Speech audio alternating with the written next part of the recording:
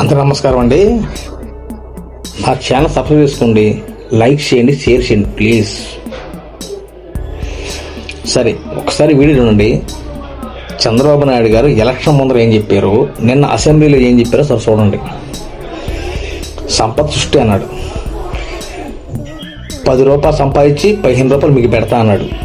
చూడండి ఒకసారి వీడియో. ఇప్పుడు చూడండి ఏమంటున్నాడు, ఖజానా ఖాళీ అంటున్నాడు. ఒకసారి వీడియో చూడండి. తగలబెట్టండి సార్ నిరంజన్ గారు. చాలా సార్లు మాట్లాడుకున్నప్పుడు ఎంతో మంది అన్నారు నాతో, ఏమన్నారు?